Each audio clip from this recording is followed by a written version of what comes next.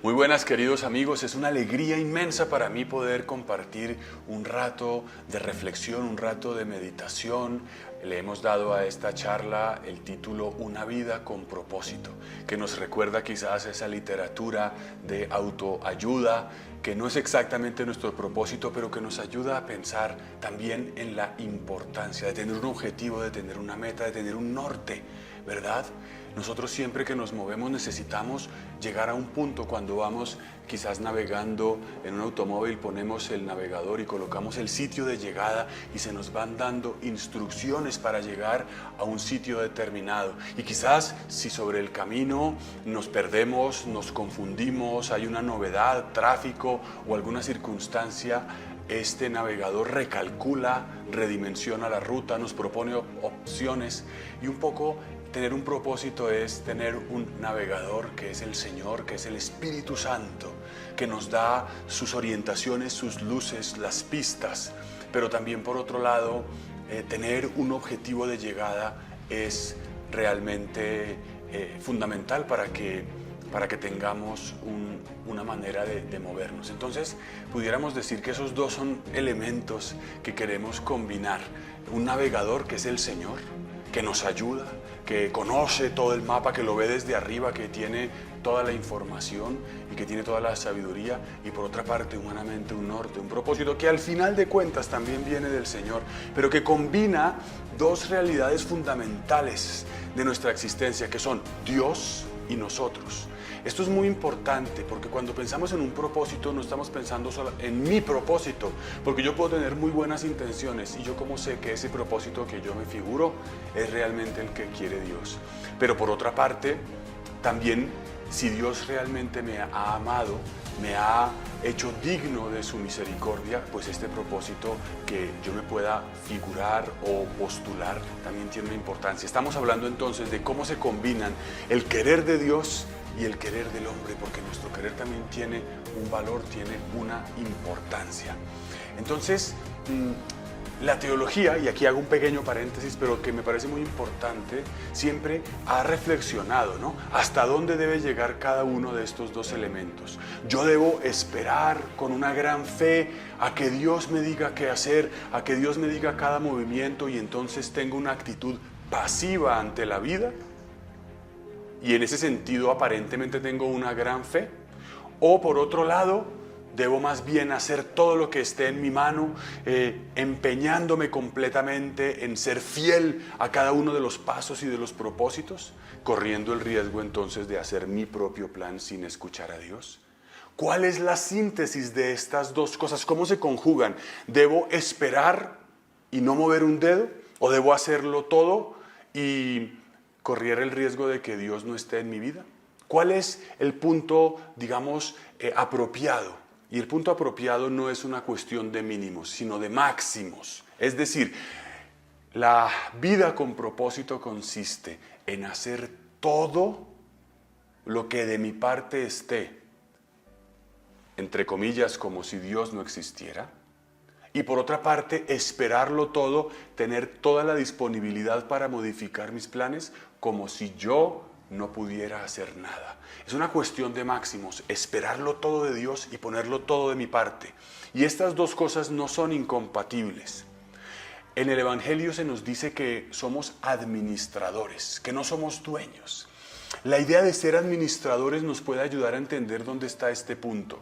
Porque el administrador es aquel que seguramente organiza todo, organiza las vacas, los cerdos de una granja, los cultivos, todo lo hace lo mejor que puede, pero una vez tiene ese plan de trabajo, se lo presenta al dueño, al jefe, y le dice: ¿qué opinas? ¿Estás de acuerdo? ¿Te parece oportuno que hagamos esto o lo demás allá? Y en ese sentido, pone todo de su parte, pero está abierto completamente a lo que diga la autoridad.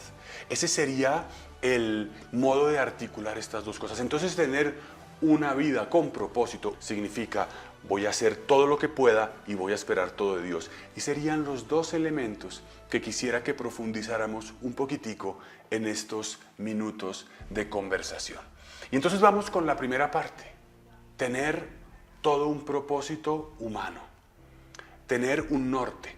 Y para eso yo te sugiero que tomes lápiz y papel, que escribas. El poner por escrito hace que la memoria no se pierda, que tengamos un referente que luego más adelante podemos evaluar. Y que nos planteemos siempre, ya no es una cuestión, digamos, de iniciativa simplemente personal, sino que nos preguntemos, bueno, Señor, Dios mío, Dios amado, ¿tú qué quieres de mí para este año en los diferentes aspectos de mi vida? Y podemos organizar un poco los aspectos de nuestra vida, por ejemplo, en el ámbito humano y el ámbito espiritual. El ámbito humano sería, ¿qué quieres, por ejemplo, este año, Señor, de mí respecto de mi familia, respecto de mi trabajo, respecto de mi formación personal, del cultivo de los talentos que me has dado? ¿Qué quieres, Señor, de mí respecto, por ejemplo, de mi salud?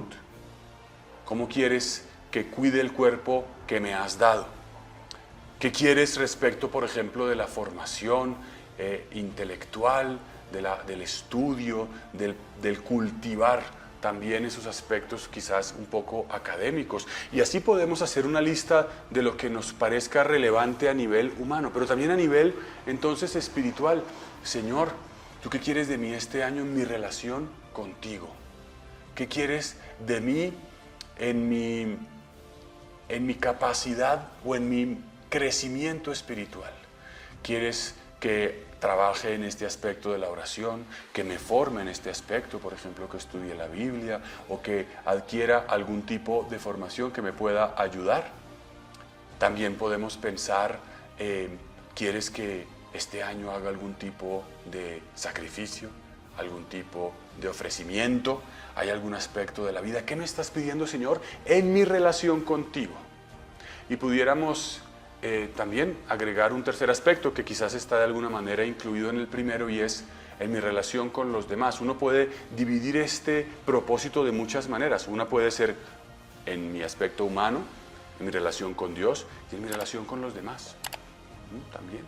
Entonces, ¿qué quieres, Señor, respecto de mi familia? ¿En qué puedo mejorar en mi relación con mis padres, con mis hermanos, con mis hijos, con mis parientes, con las personas quizás mayores, enfermas o un poco alejadas en mi propia familia? ¿Qué quieres con los amigos quizás de hace mucho tiempo que no veo, que no he tenido contacto? Recuperar relaciones, preguntar por aquellos de los que hace tiempo no sé, crecer en diferentes aspectos. Y qué importante sería esto, ¿no? Que nos pongamos un poco a escribir cuáles serían mis propósitos. Bien, entonces he tratado de decir un poco ideas mezcladas, pero estos tres propósitos humanos se pueden agrupar en tres ámbitos, ¿no? Yo mismo, Dios y los demás. Ahora, estos tres propósitos tienen un orden. Es muy importante esto. ¿De qué se trata tener propósitos? ¿De hacer un montón de cosas? No. Se trata de que nuestra vida tenga una armonía. El orden en una persona es que los ojos estén en su lugar y su nariz. Si yo tuviera la nariz en otro sitio, sería... no tendría armonía y por tanto sería difícil de asimilar. Tener un orden es tener prioridades, ¿no? Entonces, que tengamos propósitos para este año es que los propósitos más importantes son aquellos que tienen que ver con lo más importante, que es con Dios. Lo primero en la vida de un cristiano tiene que ser la relación con Dios. Y esto es fundamental. La relación con Dios significa que la oración, que la práctica de los sacramentos y que la formación han de ser las prioridades en nuestra vida. ¿Y cómo se concreta esto? El mejor tiempo de tu año, de tu mes, de tu semana y de tu día debe ser para Dios. En el fondo, lo que nosotros administramos es el tiempo. Entonces, que el propósito de tener a Dios en primer lugar se concrete de esta manera. Que cada año, que este año 2023, tú saques un tiempo específico, digamos, anual para estar con Dios. Piénsalo, pueden ser unos cuantos días, por ejemplo, hacer un retiro espiritual, por ejemplo, hacer un desierto, hacer un tiempo consistente, pueden ser 4 o 5 días, que pueden ser parte de tus vacaciones laborales o como lo veas, pero que lo dediques a estar con Dios, y que sea tiempo para Él. Esto es novedoso porque nos puede parecer que estar con Dios es ir a misa el domingo, pero yo creo que anualmente conviene sacar un periodo específico y ojalá que lo programes, que lo reserves, que ojalá si tienes que invertir algún dinero en irte y te va a costar el desplazamiento o el estar, no lo descartes de ninguna manera, sino que así como ahorramos para salir de vacaciones o para un proyecto, que tengas un espacio, un tiempo para el Señor anualmente. Luego, mensualmente, yo te propongo que dediques una tarde o una mañana para estar con el Señor cada mes. Cada mes. ¿Y esto qué significa? Como un día de retiro, una tarde de retiro. Te puedes ir a un parque, a una montaña, a una iglesia, a una capilla de adoración al Santísimo y le dediques al Señor unas cuantas horas para orar, para escrutar la Santa Biblia, para rezar el Santo Rosario, simplemente para estar con Él, pero que, digamos, los diferentes lapsos de nuestro año estén siempre con una prioridad para el Señor, anualmente, mensualmente y luego semanalmente. Por supuesto que es muy importante que recuperemos, por ejemplo, la noción del domingo, la Eucaristía dominical, que es el centro de la vida del domingo, pero no es solamente el corazón, digamos, lo único para vivir el domingo. Hay una carta del Papa Juan Pablo II que se llama Dies Domini. Dies Domini significa el Día del Señor, en la que reflexiona y ofrece al mundo una enseñanza sobre la importancia y la relevancia de vivir el domingo. El domingo es el día realmente de descansar, de romper la actividad habitual. Es el día de estar en la alabanza de Dios y el centro de la alabanza, por supuesto, es la Eucaristía, pero también es el día de estar con la familia, de dedicar tiempo a los seres queridos, tiempo de calidad, tiempo fundamental. Es el día también de las obras de misericordia, 14 obras de misericordia, 7 espirituales, 7 materiales. Es el día entonces de visitar al enfermo, de acompañar al que está solo, de enseñar al que no sabe, de vivir la dimensión del buen samaritano. Es el día de compartir con el que quizás está abandonado o marginado. Y luego, finalmente, nuestro día de 24 horas debe estar en primer lugar para el Señor. Qué bueno que el mejor tiempo de tu día se lo dediques al Señor. Yo creo que cada uno tiene un metabolismo, un biorritmo. Hay gente que es madrugadora, hay gente que es trasnochadora, hay gente que está más vigilante, más dispuesta en la noche, porque por alguna razón le funciona. Otros en la mañana, recién levantados, cuando tienen todo el descanso de la noche a su disposición. Pero qué bueno que cada día le dedicaras un rato al Señor, que Él sepa. Él te lo pondrá en el corazón cuánto es, si es 15 minutos, media hora, una hora, lo que sea, pero que el mejor tiempo de tu día sea para Dios, para proponerle lo que vas a hacer en el día, para darle gracias por lo que ha transcurrido, para realmente entregarle de corazón tus tareas y saber que no estás solo, que vives realmente como un hijo de Dios, que necesitas encontrarte con Él, que necesitas de su iluminación, de su gracia, de su palabra, en la cercanía de la Virgen María. Ese tiempo puede ser en la soledad de tu habitación, puede ser en una capilla, en la iglesia, en algún lugar, pero que tú sepas que le estás dando lo mejor de tu día al Señor. Entonces, tener una vida con propósito es que el primer propósito es que Dios sea lo primero en nuestra vida. Y si ese que sea lo primero se traduce en el tiempo, entonces muy probablemente el Señor seguramente también será lo primero en tus decisiones, en las decisiones de todo tipo, de trabajar, de invertir, de viajar, de cualquier orden, lo que vayas a hacer en tu casa, hasta cambiar un cuadro de una pared a otra, lo harás teniendo en cuenta al Señor. Eso creo que es lo fundamental y lo primero. Y hemos dicho que el segundo orden de este propósito es los demás. Y creo que también en una hoja en que podamos escribir podemos preguntarle al Señor, bueno, ¿y con los demás qué me estás pidiendo? Y podemos organizar nuestra vida y pensar en esto como hay muchas maneras de hacerlo. Una manera es, por ejemplo, que cojas tu libreta de teléfonos, tu grupo de contactos en el celular y empieces a mirar personas que tienes ahí que quizás ni siquiera recuerdas y que quizás pueden ser cientos de personas. Pero también lo podemos organizar como en círculos concéntricos, ¿no? Los que están más lejos, los que están más cerca, los que viven conmigo. ¿Qué me estás pidiendo, Señor, con los que viven en mi casa? Que me puedo volcar a querer ayudar a los pobres de la periferia, que es también muy importante, pero quizás la prioridad número uno son los que tengo al lado. ¿Qué me estás pidiendo? Quizás un poco más de tiempo en las tardes al llegar del trabajo o en algún momento para escuchar, quizás acompañarlos a hacer alguna gestión, quizás hacer algún servicio cotidiano en mi propia casa. Luego podemos ir ampliando esto, ¿no? Mi familia, los más cercanos, los más lejanos, los amigos, los compañeros de trabajo, los amigos de otras épocas, las personas que quizás no conozco y que también necesitan, los pobres, los marginados, los presos, los que quizás nunca he visto, pero que también necesitan de mí. Pero qué bueno que hagamos un propósito. No tienen que ser tampoco muchos, y ya hablaremos de esto, pero un propósito como para cada grupo. Bueno, con mi familia me voy a proponer algo. Con los amigos me voy a proponer otra cosa.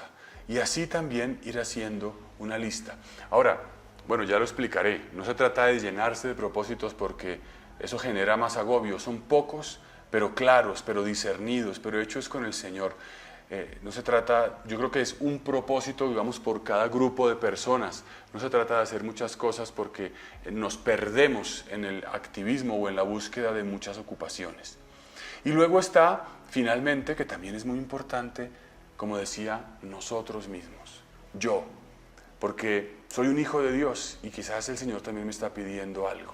Quizás que pensemos, bueno, ¿cómo estoy en mi ámbito, digamos, como decía, material? ¿Cómo estoy cuidando mi salud? ¿Cuándo fue la última vez que fui al médico? Quizás es tiempo de hacer algún chequeo, quizás es el tiempo de cuidar de alguna manera cosas que ya sabía y que quizás he descuidado, la dieta, el ejercicio, el descanso, las horas de sueño. También a nivel intelectual, ¿no? ¿Cuándo fue la última vez que leíste un libro? ¿Cuándo fue la última vez que leíste algo que te aproveche para tu formación profesional o para el cultivo de la cultura general, la literatura, la historia, el arte? También a nivel físico. Esto es muy importante, somos alma y cuerpo y nuestro cuerpo es templo del Espíritu Santo y tiene una dignidad inmensa, ¿no?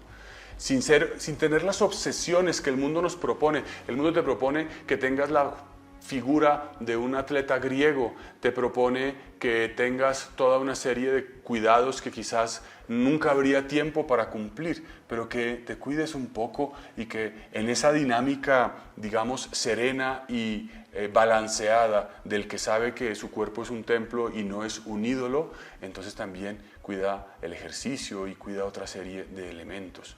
Y fundamentalmente con la conciencia de que son realidades dadas como instrumentos para el servicio, para la gloria de Dios, para la evangelización, para la ayuda de los demás. Esto es también supremamente importante. Y entonces así cubrimos un primer aspecto de nuestra existencia, ¿verdad?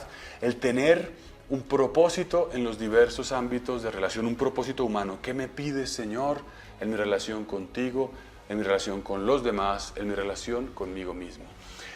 Pero entonces aquí quisiera puntualizar dos cosas. Los propósitos deben ser pocos. Deben ser casi tan pocos que te puedas acordar de ellos, que no tengas ni siquiera que acudir a una lista extensa, que no te pierdas intentando hacer muchas cosas.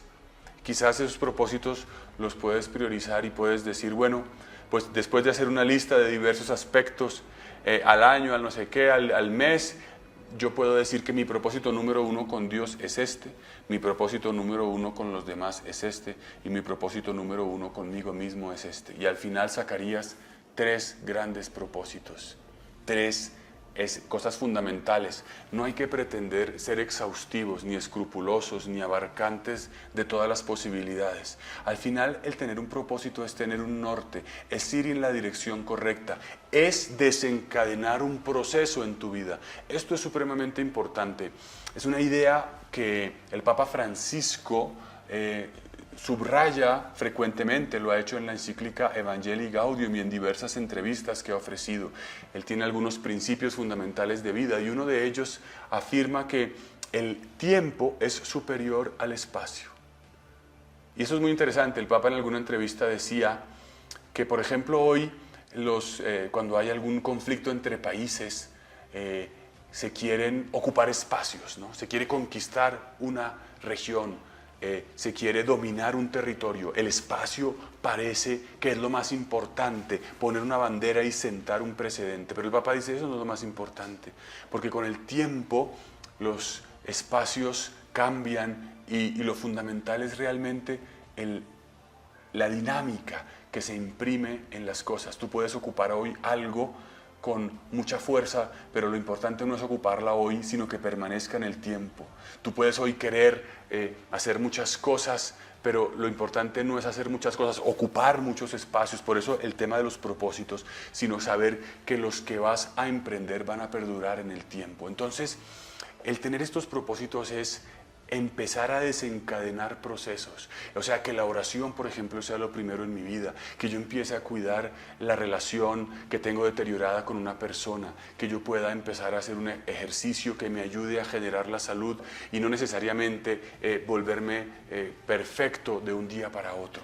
Es el desencadenar procesos, generar hábitos, en otras palabras, hábitos que vayan estableciéndose en nuestra vida y nos permitan vivir con una armonía mucho mejor y mucho más profunda. Eso es lo primero. Entonces, decir que los propósitos humanos, aquellos que nos planteamos, no tienen que ser muchos. Y en segundo lugar, entonces, como remitiéndome a las ideas del inicio, hay un propósito que Dios pone en mi corazón y que estoy discerniendo y lo estoy colocando, pero también la realidad, el paso de los días, las circunstancias, las nuevas experiencias, lo que Dios va permitiendo. Decimos que Dios nos habla con hechos y con palabras. Entonces, digamos que la primera línea de propósitos que sale de mí es como la que viene de una palabra, pero también son los hechos los que hablan. Estos hechos, o sea, lo que va pasando el día a día, ¿no? Yo puedo pensar, bueno, hoy en la mañana voy a ir a hacer mercado, voy a ir a pagar una factura, pero resulta que al salir hay un trancón, hay un aguacero, hay un paro y no puedo hacer aquello que quería.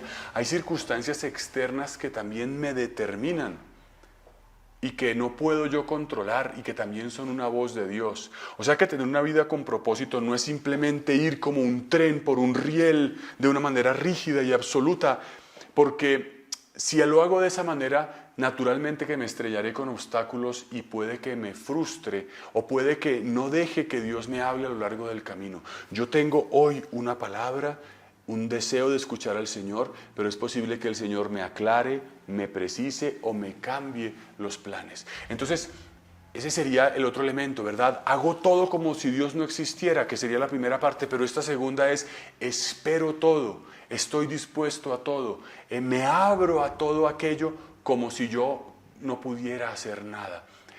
Hago todos mis propósitos, pero cada día, cada instante, cada segundo le digo al Señor, yo quiero esto y que sea lo que tú quieres. Esa es la oración de Jesús en el huerto de los olivos, en el momento más profundo y trascendental de su vida. Señor, si es posible que pase de mí este cáliz. Está hablando de su propósito, lo que Él quiere. Él no quiere sufrir, Él no quiere entrar en este dolor tan tremendo, pero no se haga mi voluntad sino la tuya. Y ahí se abre completamente a la voluntad del Padre, que le da la plenitud de su Espíritu para hacer su voluntad de ir a la cruz. Esa es una escena crucial y dramática, pero que expresa esas pequeñas escenas de nuestra vida que todos los días estamos llamados a vivir. Señor, yo quiero esto, pero no se haga mi voluntad.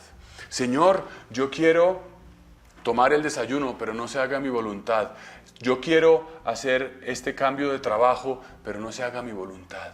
El no se haga mi voluntad es estar abiertos.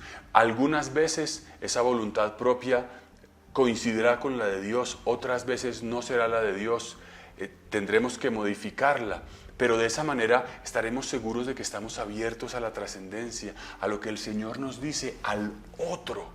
Y esto significa que el cristianismo entonces no es una especie de legalismo que tengo que cumplir. Me hice un propósito y lo tengo que cumplir porque ya lo había dicho. Es todo lo contrario, es tener este camino, o más bien, es eso más otras cosas más. Y es tener este camino con claridad, pero saber que mi vida no es simplemente cumplir, sino estar abierto a un proyecto mayor. Es como San Pablo, que da siempre un paso a algo más grande. Él vivía como un judío observante y era esclavo de la ley, pero Dios le da el paso a la fe. Tener una vida con propósito es tener una vida de relación con Dios, en la que yo pongo todo de mi parte, pero al final estoy abierto a lo que el Señor me diga. Es una vida en el Espíritu Santo, es una vida abierta a la novedad, como en los Hechos de los Apóstoles, cuando Felipe era arrebatado de una población a otra y era presentado ante circunstancias inesperadas. Es realmente la posibilidad de experimentar una novedad continua en la vida, porque si nuestra vida de propósito se reduce a nuestras planeaciones, no habrá cabida a la novedad, a lo inesperado, a la sorpresa, y entonces será una vida anodina, aburrida, como de una uva pasa, seca, que quizás sea disciplinada y rígida, pero no será alegre, no experimentará el encuentro, porque lo fundamental de la relación con Dios es que Dios es más que tú y que yo, y por tanto Dios sorprende. Un Dios que simplemente se planifica, un Dios que se organiza, un Dios que se prevé y que se tiene planificado como en una hoja de Excel, en realidad no es Dios, es nuestra imagen proyectada allí. Pero la característica de Dios es que siempre te abre algo nuevo, que te planteaste A y Él te dice que ese A lo va a hacer A inmenso, al cuadrado, A infinito, que tus propios planes los lleva a cosas más grandes, que tú sueñas cosas y Él te abre panoramas nuevos, porque tampoco se trata de decir que la apertura al Espíritu es aplastar lo tuyo, es todo lo contrario, es llevarlo a un nivel que tú no te puedes imaginar, y eso supone una apertura grandísima. Y entonces, con estos propósitos humanos que los vamos llevando con Dios, conmigo, con los demás, vamos también al mismo tiempo estando abiertos al Señor. Es como quizás el que planea una obra de teatro, tiene un libreto, tiene unos personajes, tiene un vestuario, tiene un escenario, pero una vez salta allí a la tarima y empieza a interpretar un papel, se da cuenta de que la novedad es toda, de que el público siempre reacciona de maneras distintas y de que está abierto a que su plan inicial sea agrandado, modificado, cambiado o anulado para que dé lugar al verdadero y profundo plan de Dios. Vivir en el Espíritu Santo, tener una relación profunda. Entonces, ¿para qué oras todos los días? ¿Para qué le vas a dar el tiempo a Dios? ¿Para que Él te ayude a cumplir lo que tú dijiste? ¿Para que se haga tu voluntad? No. La oración, el dedicar el mejor tiempo para Dios, es el tener el espacio de encuentro con Él para estar abiertos a lo que Él diga, ya sea en ese mismo momento de oración, ya sea a lo largo de la jornada, de la semana, del mes, del año. Para eso hacemos unos retiros o una tarde de oración o vamos a la Eucaristía el domingo, para tener un corazón en Él, en una especie de sintonía continua, ¿no? Para que el navegador no pierda la señal, para que nuestro Waze o nuestro Google Maps no diga que no tiene señal y ya no sepa para dónde llevarnos, para que nunca perdamos la sintonía con aquel que nos lleva al destino, al puerto, al lugar que realmente corresponde. Una vida en el Espíritu Santo significa, y finalmente, una vida en la alabanza, una vida en la acción de gracias, una vida en la lectura, en la palabra de Dios, una vida que está atenta a lo que el Señor nos va proponiendo en cada persona, en un rostro, en una circunstancia. Y esto es maravilloso, esto hace que nuestra vida tenga un nuevo rumbo, aunque tengamos muchos años enfermos en una cama, aunque tengamos muchos años de matrimonio con la misma persona, aunque llevemos mucho tiempo en el mismo trabajo, aunque parezca que nuestras circunstancias son las mismas. Cuando vivimos en el Espíritu, cada día es nuevo porque hay un nuevo amor. Y al final es esto. Es que vivir en el Espíritu es vivir en el amor. Es poder hacer todo por amor. Una vida con propósito es que tú puedas y yo pueda hacer, trabajar, servir para amar al otro, para amar a Dios, para darle gloria. Y que cada circunstancia que recibimos de lo que nos sucede la entendamos, la vivamos, la leamos como una experiencia del amor de Dios para nosotros, que nos lleva, que nos trae, que nos modifica. Una vida con propósito, una vida en el Espíritu, es una vida en el amor del Padre y del Hijo. Él ha creado el universo por amor. Él ha hecho todo lo que ha hecho, ha enviado a su Hijo Jesucristo a la cruz, lo ha resucitado entre los muertos por amor. No tiene otro propósito. Dice San Juan, el amor consiste en que Dios envió a su Hijo, en que Él nos amó primero. Y en este amor nuestra vida tendrá sentido y estaremos preparados para la vida eterna, estaremos preparados para la muerte, estaremos preparados para la adversidad, estaremos preparados para la alegría, para la sorpresa, para el servicio, para cualquier tipo de realidad que el Señor nos pida. Pues bien, yo los animo a que tengamos en cuenta estos elementos y que le pidamos a la Santísima Virgen María. Ella es nuestro modelo.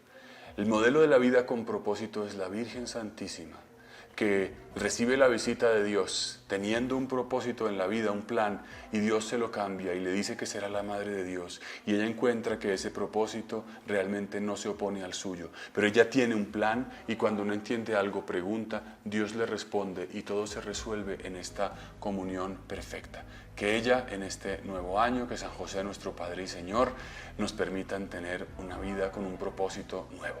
Que el Señor los bendiga a todos, los acompañe, los defienda, les dé una alegría enorme, les dé el don del Espíritu Santo, el don del amor del Padre y del Hijo, el don del amor del corazón inmaculado de María, del Sagrado Corazón de Jesús. Y que Él los bendiga. En el nombre del Padre, del Hijo y del Espíritu Santo. Amén. Dios los bendiga.